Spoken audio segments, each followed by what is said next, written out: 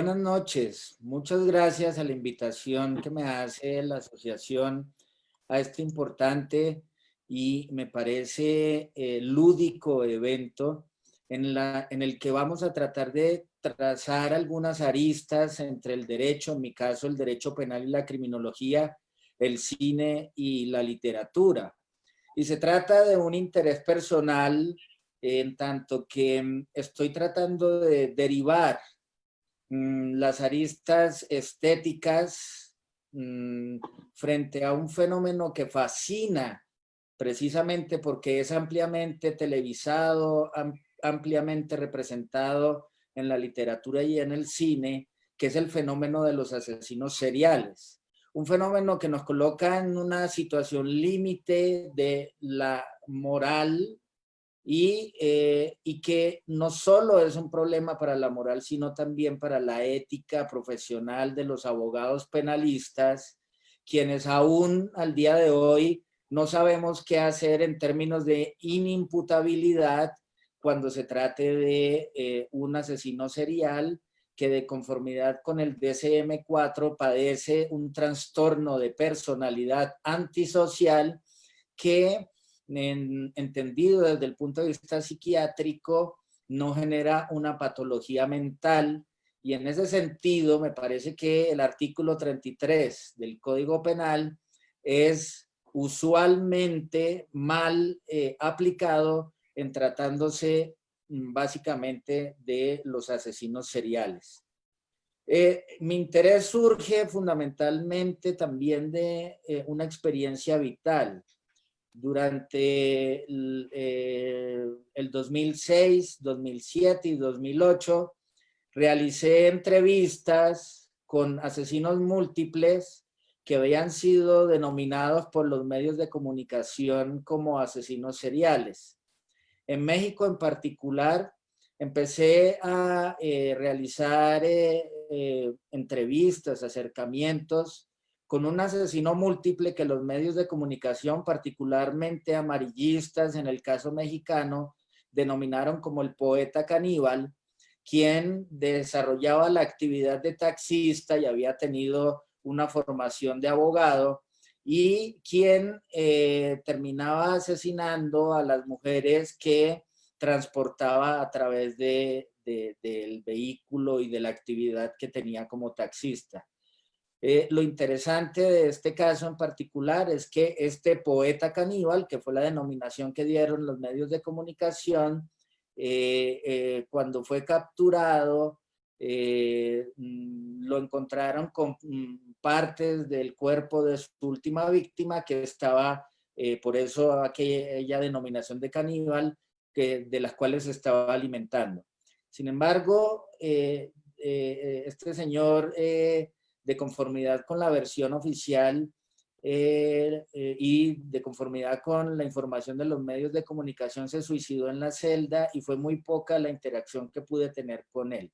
Con quien sí pude tener una interacción y con quien pude tener una franca y sincera conversación fue con Juana Barraza, quien los medios de comunicación, en su gran mayoría a través de la nota roja, denominaron como la Mataviejitas. En enero 26 del 2006, el diario El Metro, que además es un diario que regalan durante el tránsito que hacen todos los habitantes de Ciudad de México, el tránsito que hacen en el sistema de transporte metro, o sea que es un diario altamente leído, señalaba que Juana Barraza, denominada la Mataviejitas, había asfixiado a su última víctima con un estetoscopio, quien, dicha víctima, era una mujer de la tercera edad que tenía 81 años y vivía sola. Juana Barraza asesinaba solo los martes y miércoles y siempre vestía con un saco rojo. Esos eran los únicos elementos que tenía la policía del Distrito Federal, en su momento se llamaba así. Utilizaron pues todas las técnicas de los perfilamientos y los profiles, de los cuales voy a hablar a continuación, para poder realizar toda la investigación criminal de quién podía estar detrás, después se supo, detrás de entre 42 y 46 asesinatos de mujeres de la tercera edad que vivían solas en sus departamentos o casas. Lo interesante de Juana Barraza es que tenía como profesión que se dedicaba a la lucha libre, esa famosa actividad que copiaron incluso los norteamericanos y que simula toda una escenografía a través de la práctica de la lucha libre. Juana Barraza, la Mataviejitas, tenía como nombre de luchadora la Dama del Silencio y su vestimenta constaba de un traje de baño oscuro y una máscara en la que se representaba la silueta de una mujer rezando. Cuando le preguntaron a ella sobre cuáles eran los motivos, porque yo intenté hablar de muchas cosas de ella, pero no repetí la pregunta de por qué había cometido los asesinatos, porque estaba ampliamente representada en los medios de comunicación. Ella explica que la mayoría de los asesinatos se explican de alguna manera por el rencor que ella tiene hacia su madre, pues la madre la había abandonado a los 12 años y la entregó a un hombre a cambio de una canasta de cerveza, un hombre que a la postre la violó.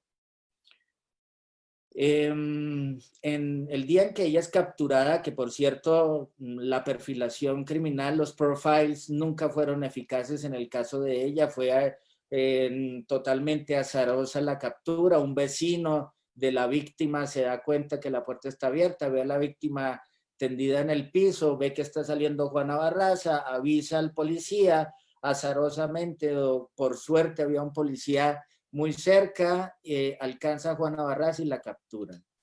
Ella empezó, les decía, cometió entre 42 y 48 homicidios y ella empieza a realizar los homicidios desde el año 1995 y eso quiere decir que ella duró casi una década realizando estos asesinatos.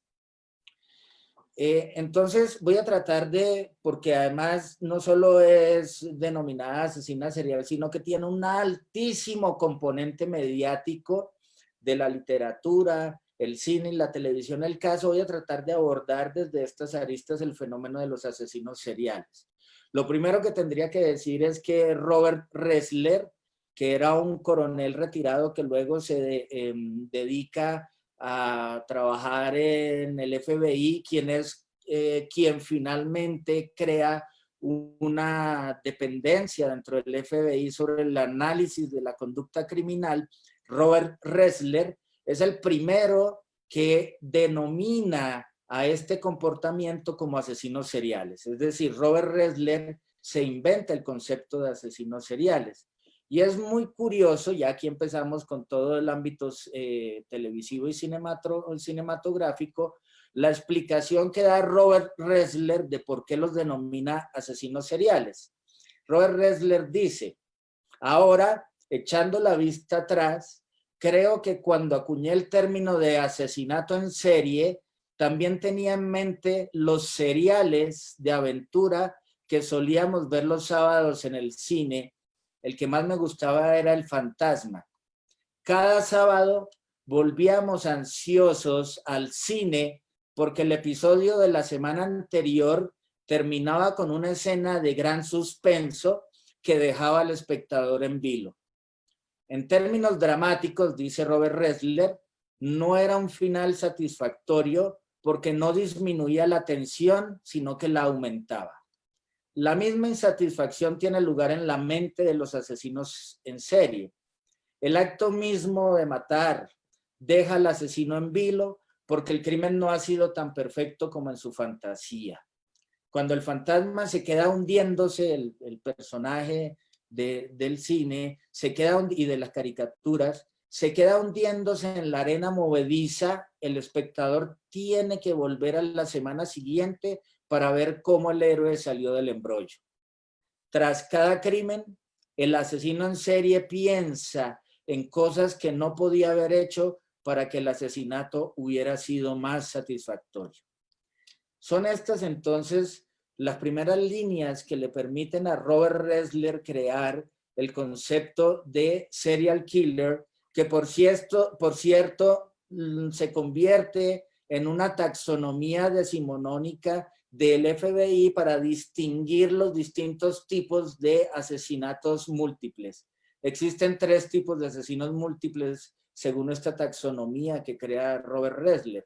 Primero, los asesinos seriales. Segundo, los asesinos en masa, mass murderers, que son aquellos que realizan múltiples asesinatos en una sola ocasión y en un solo lugar. En la mayoría de los casos, los asesinos en masa se suicidan a continuación de los asesinatos, razón por la cual no se puede explicar la motivación de sus actos. Y finalmente, los spree killers, que ejecutan múltiples asesinatos en distintos lugares dentro de un periodo corto. Es decir, siempre ha habido asesinos múltiples. Por ejemplo, a mí me parece muy interesante la historia de Gilles de Rais, que era un amigo y lugarteniente cercano de Juana de Arco y que pretende salvarla de la hoguera, llega muy tarde, no puede hacerlo, y que en su castillo encierra a niños para someterlos a todo tipo de vejámenes para después asesinarlos. Esta historia de Gilles de Rais es la base del famoso cuento infantil que a veces le leemos a los niños, pero tiene ese origen bastante oscuro, de Barba Azul. Pero, digamos, los asesinatos múltiples los ha habido a lo largo de la historia de la humanidad. Pero solo empezamos a hablar en forma de los asesinos en serie a partir de los años 80, cuando pulularon por todas partes, pero curiosamente, principalmente en Estados Unidos, los llamados asesinos seriales. Casos que fueron ampliamente difundidos por los periódicos de nota roja, por la televisión, por el cine, como por ejemplo el caso de Ted Bundy, que suscita en la actualidad incluso varias series, algunas ficcionadas y otras documentales, y que afectaron a la opinión pública norteamericana y que terminaron por generar pánico, que terminó por convertirse en una política criminal peligrosista que ya sabemos es altamente característica del sistema norteamericano. En ese sentido, un criminólogo canadiense, Elliot Layton, se pregunta: era como si una sanguinaria raza de alienígenas hubiera desembarcado entre nosotros, dispuesta a convertirnos en sus presas. Pasamos a vivir en un feo paisaje lunar en el que unos homicidas fríos y sin remordimiento acechaban en cualquier rincón, dispuestos a invadir nuestros hogares y a asesinar a nuestros allegados. Es decir, de un momento a otro empiezan a pulular asesinos en serie. En ese sentido, ¿qué es lo que irrumpe en los años 80? ¿Qué es lo que irrumpe en la escena criminal y criminológica de los años 80? Lo que irrumpe realmente es la masiva y atractiva, fascinante difusión del fenómeno de los asesinos en serie en los medios de comunicación, y esta altísima difusión de este fenómeno termina por crear un rasgo cultural muy propio de las sociedades occidentales sobre el asesinato monstruoso. Cuando pensamos en un asesinato monstruoso, inmediatamente nos llega a nosotros la imagen, por ejemplo, de Hannibal Lecter encerrado con la cara cubierta con una máscara que claramente está preservando a los demás de este asesino de su ya conocido canibalismo. Entonces, cuando hablamos de los crímenes monstruosos, el rasgo cultural que presenta el cine, la literatura y las series de televisión es el del asesino serial. Y yo podría decir que ese rasgo cultural creado por los medios de comunicación hasta crear fascinación en el público encuentra su inicio en un proto asesino serial, aunque todavía no eran denominados como asesinos seriales, que es el famosísimo caso de Jack el Destripador, quien se convirtió además en un mito que le daba la bienvenida al siglo XX en esas ciudades lúgubres, industrializadas y llenas de miseria y por supuesto de prostitución y por supuesto de asesinatos. Pero ¿cuál es la trascendencia de Jack el Destripador? ¿Por qué se convierte en un caso famoso y ya un rasgo cultural de la cultura londinense? Incluso en la actualidad se hacen paseos turísticos para visitar las zonas que recrean más o menos los asesinatos que Jack el Destripador cometió. Su trascendencia histórica se debe al momento tecnológico en el cual Jack el Destripador se forjó como personaje. Es decir, sin el rigor científico con el cual operaba Scotland Yard, era imposible de caracterizar a este asesino serial, pero sobre todo porque el diario Star, que después se convierte en uno de los diarios de más amplia difusión en Londres y más importantes de Inglaterra, se hace famoso precisamente con la publicidad de los asesinatos e incluso por la publicidad de una supuesta carta que el asesino envía al diario y que el diario publica. Entonces, ese protoasesino serial no puede ser entendido sin el fenómeno de la nota roja, sin el fenómeno mediático y sin la amplia difusión cinematográfica y televisiva de este fenómeno que ya, repito, pertenece a un rasgo cultural de Occidente.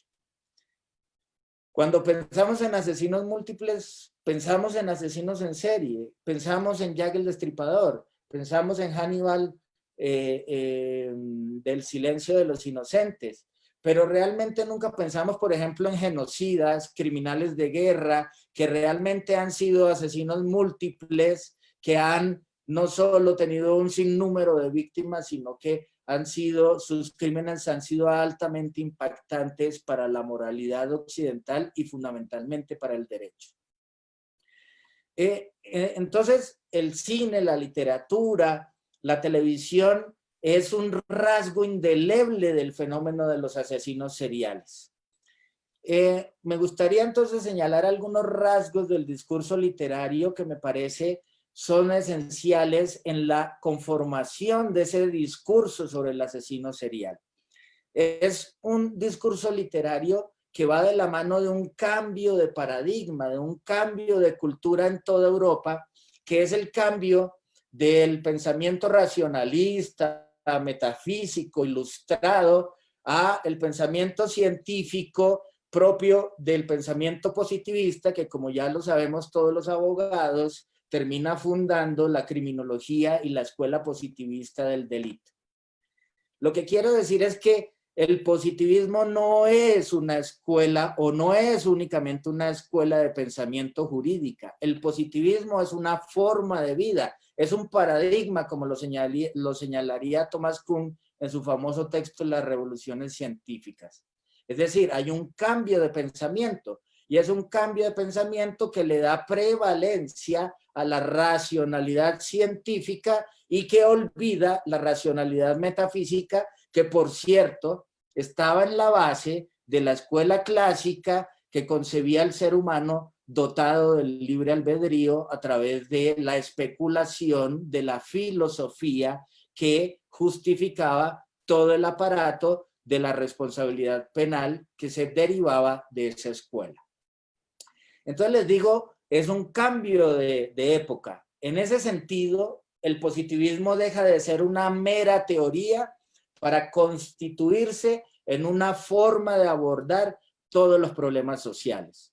Y es ahí en donde yo quisiera referirme dentro de la literatura al cuento y la novela policíaca, pero fundamentalmente en ese origen del positivismo y en ese cambio de paradigma cientificista a Conan Doyle, Sir Arthur Conan Doyle y su famoso ya personaje Sherlock Holmes. Yo tengo esta versión de la editorial Cátedra, que reúne todos los cuentos sobre Sherlock Holmes que escribió Sir Arthur Conan Doyle, quien nace en Edimburgo, Escocia, en 1859, y que, además, esto me parece muy significativo, estudió medicina en Edimburgo el 22 de marzo de 1859, es decir, esa racionalidad científica de la que hablábamos, dotada o vertida en la literatura de los cuentos sobre Sherlock Holmes.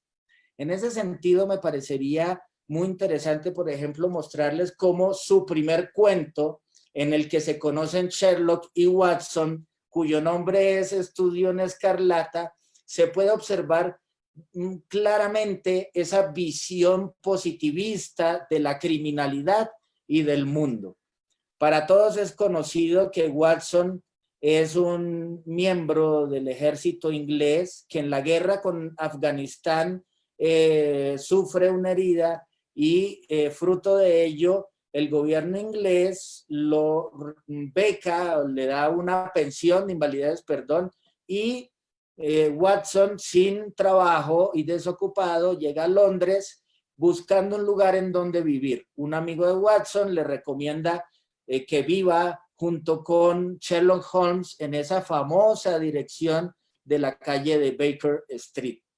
Cuando se conocen Watson y Sherlock, Watson empieza a observar a Sherlock para saber a qué se dedica Sherlock Holmes, y entonces Watson hace un listado de posibles actividades que desarrolla Sherlock para poder deducir de ahí a qué se dedica y con qué paga la renta Sherlock. Entonces dice Watson, Sherlock sabe de literatura, no sabe nada. De filosofía, no sabe nada. De astronomía, no sabe nada. De política, no solo no sabe nada, sino que odia hablar de política. Pero de botánica tiene conocimientos. Está al corriente sobre la belladona, sobre el opio y sobre los venenos en general. Sobre geología tiene conocimientos muy prácticos, pero limitados. Distingue de un golpe los diferentes tipos de tierra. Después de sus paseos, ha mostrado las salpicaduras que había en los pantalones, indicándome por el tipo de salpicadura, la consistencia y qué tipo de tierra y de qué parte de Londres procedía ese tipo de tierra. En química tiene conocimientos exactos, pero no sistemáticos. En anatomía, conocimientos profundos. En literatura, muy poco. Bueno, de literatura sensacionalista tiene inmensos conocimientos para conocer en detalle todos los crímenes que se han realizado durante un siglo. Al final, entonces, Watson termina dudando y dice, en realidad no sé a qué se puede dedicar Sherlock, pero lo cierto es que tiene un desdeño por el pensamiento especulativo porque es infructuoso, de tal manera que él prescinde del pensamiento filosófico y especulativo. Y dice Watson, ahí en un estudio en Escarlata, es una equivocación garrafal el sentar teorías antes de disponer de todos los elementos de juicio, porque así es como este tuerce en un determinado sentido. Esa es la manera en la que, así como lo relata Conan Doyle en este famoso encuentro entre Sherlock y Watson, esa es la manera en que la psiquiatría y la criminología introducen en el interior del sistema penal el método científico no especulativo basado en la observación y con las técnicas precisas de los distintos desarrollos tecnológicos de la época para explicar la criminalidad monstruosa. El supuesto del positivismo criminológico es que el crimen monstruoso es un hecho objetivo, equiparable a cualquier hecho natural, por eso puede ser diseccionado, medible, observable, y de allí se pueden derivar, desde el punto de vista etiológico, las causas de la criminalidad.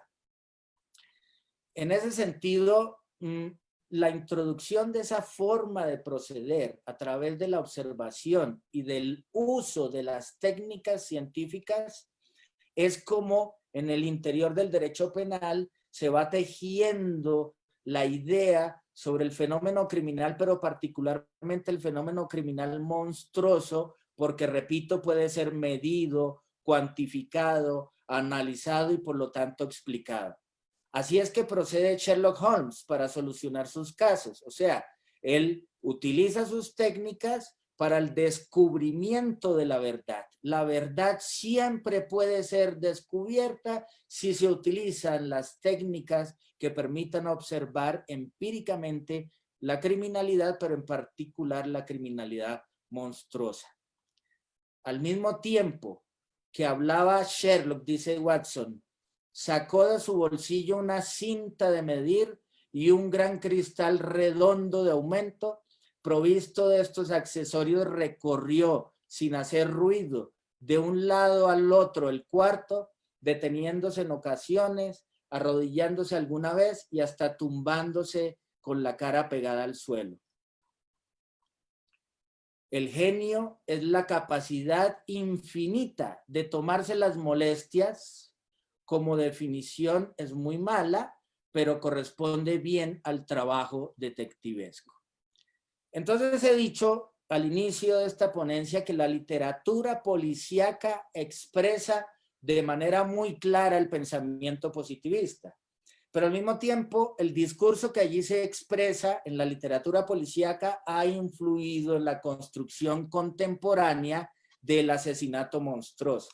Es decir, a diferencia de los ponentes que me anteceden, yo no creo que el cine, la televisión y la literatura sean escenarios pedagógicos y lúdicos de representación de la realidad, sino que la hipótesis que yo planteo en esta ponencia es que estos ejercicios estéticos crean la realidad misma o participan en la creación de la realidad. El cine no solo representa la realidad, el cine, cuando fantasea, exacerba las características del asesinato monstruoso y del asesino serial. La literatura, cuando crea una lúdica de descubrimiento de la verdad sobre la criminalidad, esas prácticas culturales, cine y literatura terminan por crear imaginarios en todos los espectadores y lectores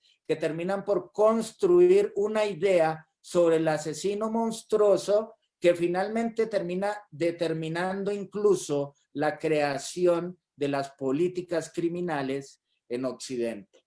O sea, el cine y la literatura no solo es representación de la realidad, crea realidad.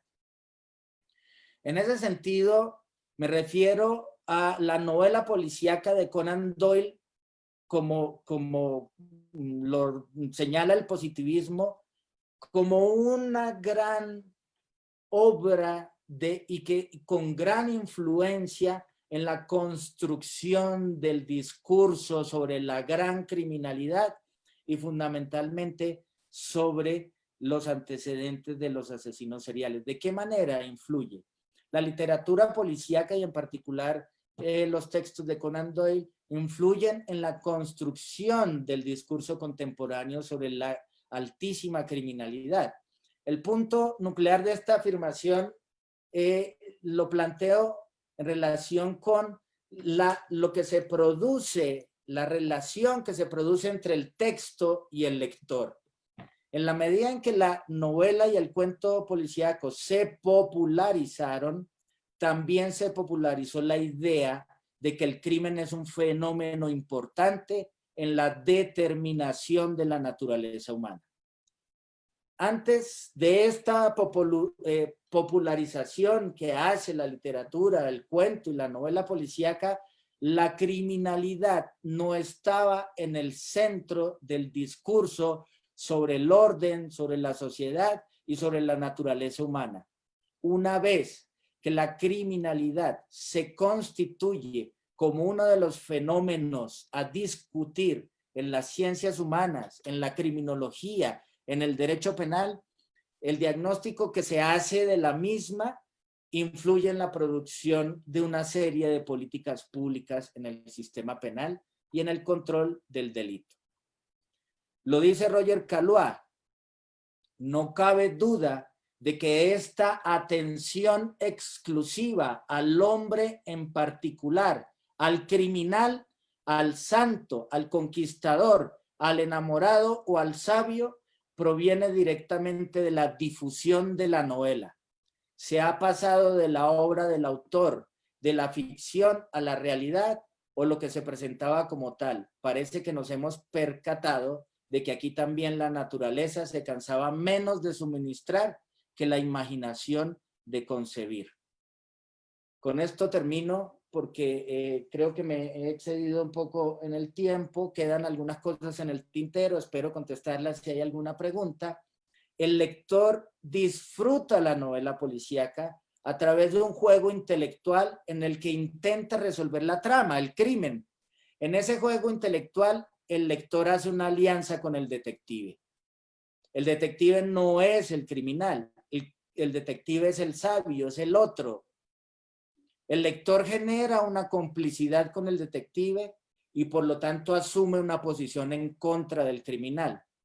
En consecuencia, el asesino siempre es el lugar del otro, es decir, es el no delincuente, el espectador, el lector, se asume en la orilla distinta del criminal y por supuesto asume a partir de allí su posición ética, moral y sobre todo jurídica y asume que el criminal es un monstruo que se explica desde el punto de vista de las patologías que lo caracterizan como individuo y asume la anormalidad del criminal como una abominación.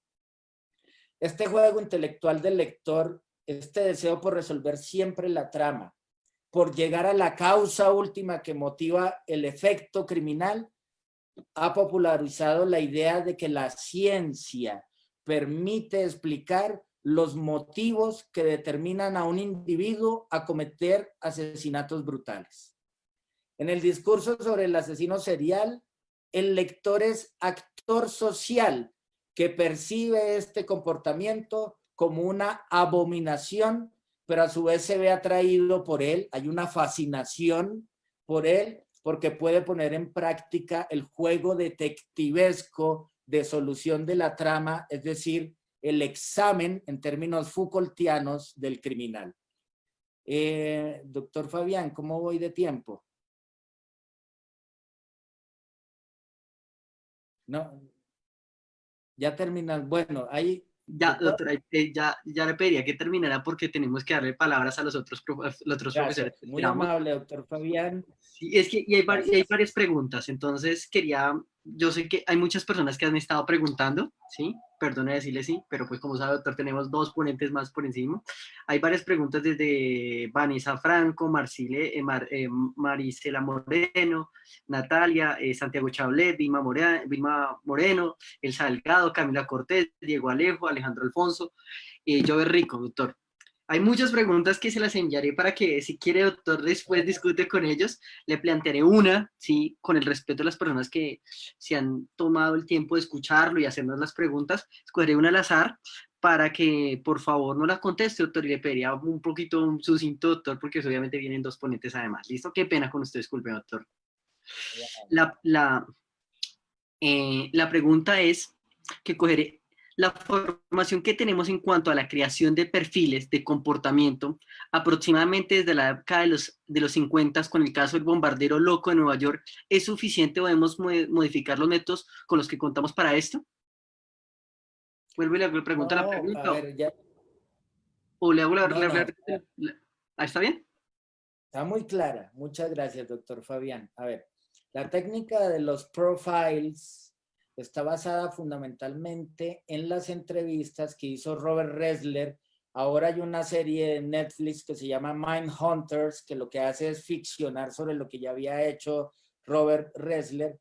Y él lo que hace es entrevistar a unos asesinos múltiples en los que ve unos rasgos comunes y a partir de esas entrevistas, él construye arquetipos de asesinos seriales para finalmente concluir que hay asesinos organizados, seriales organizados y asesinos seriales desorganizados.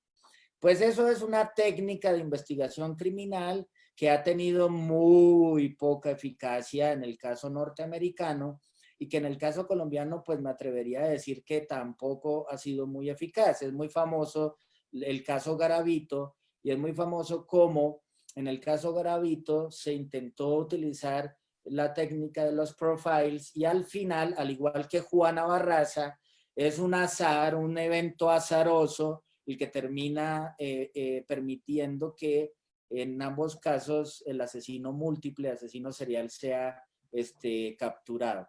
Entonces, esta técnica de los profiles, con esto cierro, no es más que el reencauche, la forma de volver a plantear lo que el positivismo criminológico de Lombroso, Garófalo y Ferri había planteado a inicios del siglo XX, es decir, arquetipos, tipos de criminales para colocar en el punto cúspide como el gran criminal al delincuente nato o al asesino serial. Pero eso lo que genera es una visión de la monstruosidad y del delito creada también por los medios de comunicación, en donde terminan pasando desapercibidos ciertos asesinos como son los dictadores genocidas, que no terminan por encuadrar en esos arquetipos de los profiles. Muchas gracias.